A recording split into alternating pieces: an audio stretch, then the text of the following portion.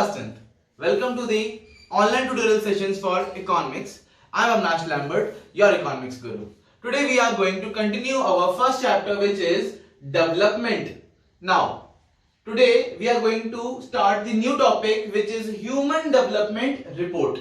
Now, this report was given by Dr. Amartya Sen and Mehboob ul Haq. They published this human development report in the year 1990 and came out with an idea. They brought the idea of human development index. They brought an idea of human development index, which included, under that human development index, they had longevity of life, they had levels of literacy, they had health of the people. Now, what is longevity of life? What is longevity of life? Longevity means the longer the life, the better the development. They came with the idea that if we are living for the longer year, it means that country is prosperous, that country is better. They also came up with the idea of level of literacy. If the people, if the citizen of that country is educated, is literate, then that country is developed. That is also a symbol of development. Now, they also came up with the idea of health of the people. Now, what do you mean by health of the people? The betterment, the life expectancy, the IMR, the infant mortality rate, all these things come under the health of the people. So they said that if the people are living for longer life, if people are educated, if they are having good health, then there is social and economic development of that country. Now, the concept of HDI.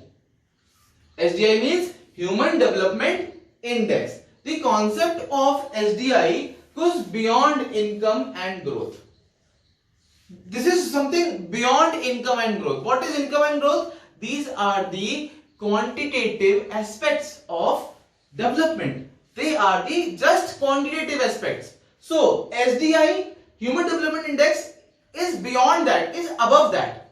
So, to cover overall development, this income and growth only covers the quantitative aspect of development. So, to cover the overall development with the objective of improving the condition of the people from all angles.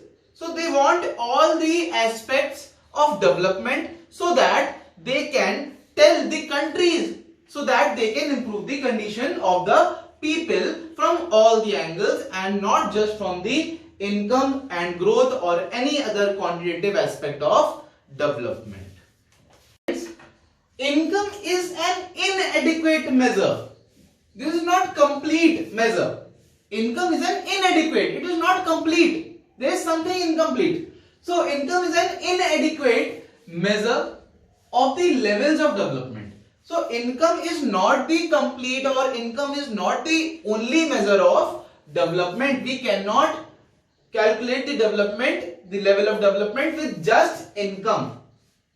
Now, health, education and standard of living are also some important indicators of development. You know what is health, you know what is education, you know what is standard of living. My living standards, if I am having a house, if I am having a kacha house, if I am improved, if my life is improving, I will live from kacha house to pakka house. If I am having a cycle and if my life is improving, then I will ride cycle, and after some year I will buy a bike also. So this is the standard of living. If I am growing, then my standard will also grow.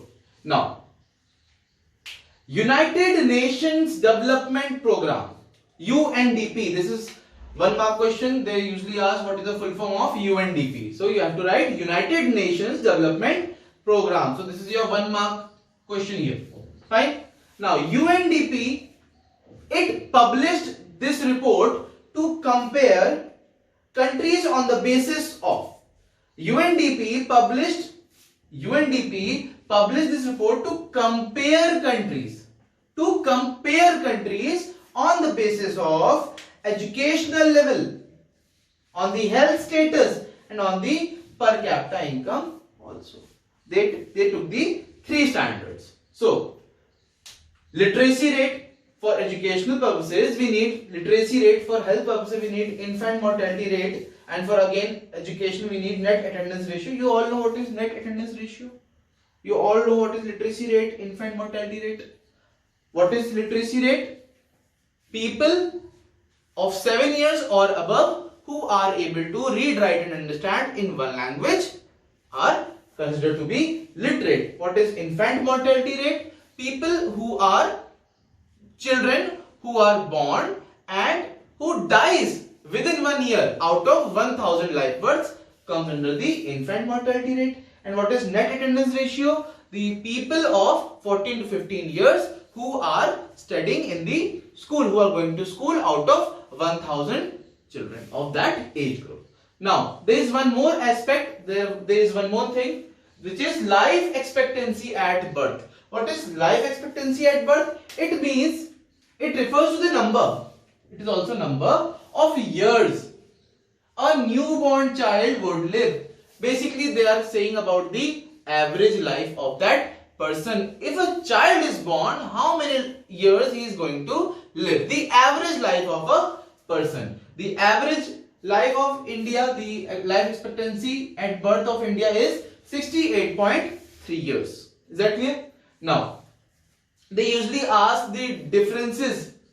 They usually ask to compare some nations on the basis of the UNDP measurements. Now, first of all, before starting this, let's know something about what is GNI. GNI means gross national income. It means, it is the measurement of country's income. It is the measurement. If you calculate the whole country's income, you get the GNI, that is gross national income, or you can call it national income also. Both are same thing. National income and gross national income both are same thing. So basically it is the measurement of country's income. Is that clear? And it also includes income earned by a country's resident, the person whose economic interest lies within the country, who's living or not in that country, but his economic interest, he's buying, purchasing, saving and doing all the financial stuff in that country only, then he will be called the resident of that country. And businesses including income earned abroad, and all those people who are residents of India who are living abroad but earning in India, earning for India. So this is the gross national income. It is the measurement of total country's income. So let's compare three countries. Let's take Sri Lanka, India and Nepal. All are neighboring countries. Now the gross national income of Sri Lanka is 10789. All these amounts are in dollar, so don't get confused. Dollar. Is that clear? Now they are in dollars. Now if we compare these GNI of these countries, Sri Lanka is better. India is after that and Nepal is the poorest one. Now if you take life expectancy at birth, LEAB is life expectancy at birth. So the life expectancy of birth of Sri Lanka is 75 years, which is better than India. And what about Nepal? It is also better than India. The life expectancy at birth of Nepal and Sri Lanka is better than India. So it shows that these two countries have better medical facilities from us. They have got better facilities. They have got good hospitals. They have got all the facilities. They have got medicines. They have got all the surgical appliances. Basically what they are trying to say, that the government of these countries, the central government of these countries invest a lot more into the health of the people. Now what is the expected year of schooling? It means what are the mean years of people. If somebody is of 18 years, then out of 18 years, how many years he has studied? Suppose out of 18 years I have studied for 15 years. So that is my 15 mean years of my schooling. So what is the expected year of schooling of Sri Lanka? The average expected year of schooling of Sri Lanka is 14 years. And of India it's 11.7. And of Nepal it's 12.2. It's 12.2.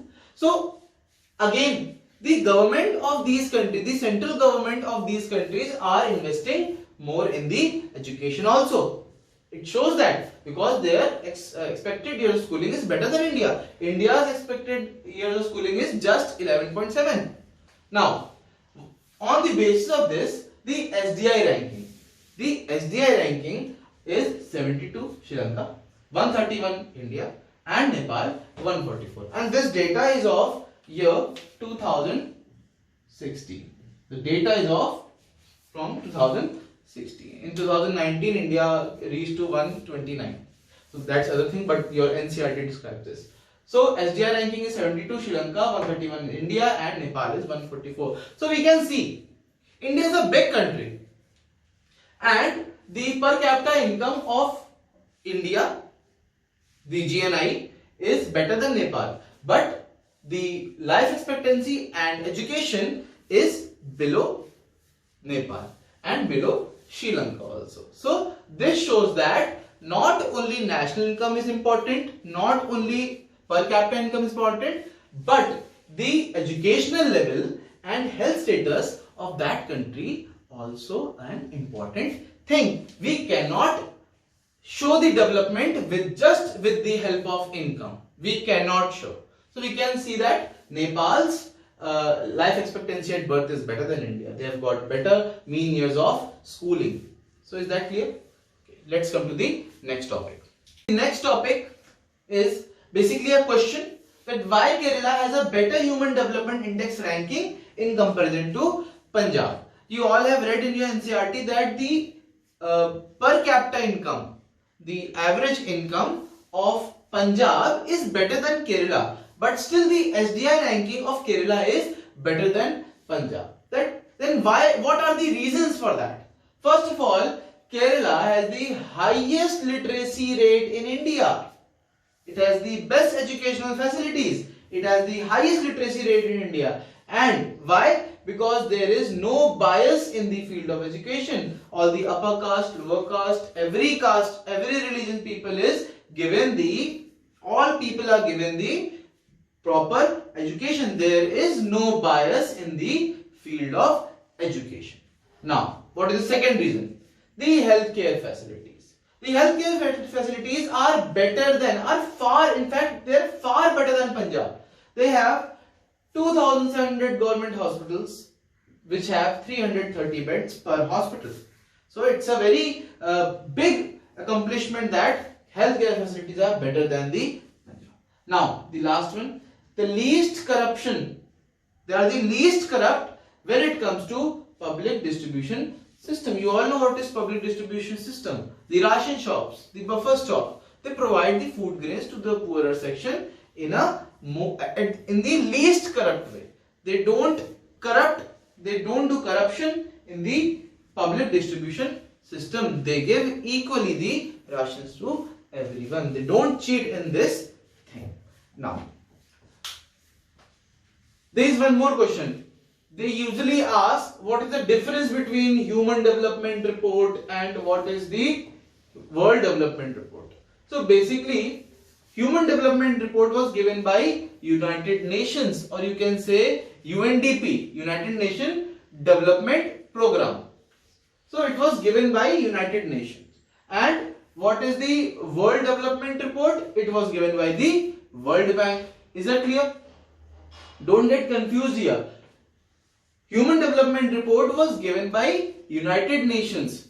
But what is UNDP? UNDP is a part of United Nations. So basically it was given by the United Nations. Fine. So the second difference is the notion, the idea of development implies good and quality life. What Human Development Report said that there should be good and quality of life should be present in the development. They were talking about the qualitative aspects of development. Now, World Development Report said it stressed on the rising of the per capita income. They were stressing on the per capita income and the growth, which are the quantitative aspects of the development. So here's the two differences. Now, Human Development Report, the parameters, the attributes were education, good health facilities, etc. Now, what were the attributes for the World Development Report? they were taking all the quantitative aspects of development like per capita income, national income. Clear? They were talking about the qualitative and quantitative aspects, but the World Development Report was just talking about the quantitative aspects of the development. Now the last point, Human Development Report included literacy rate, life expectancy, infant mortality rate and many other things to determine the status of development of any region, state, area or any country. But the World Development Report, it includes GDP. What is GDP? Gross Domestic Product. Now what is gross domestic product? It is the total value. It is the total value of all the final goods and services which are produced within the domestic territory. Now we include GDP, we include national income, we include per capita income. We include all these three things in the World Development Report. Now basically the Human Development Report talked about the qualitative and quantitative aspects of the development, and the World Development Report talked about the only quantitative aspects of the development. So I guess this is very clear in the video for today about the Human Development Report. You already learned about why Kerala has better Human Development Index ranking. You also learned about the where India stands in the HDI ranking and what are the attributes and who started the UNDP report, who stated the Human Development Report. I guess that's all for today's video. Stay home, stay safe.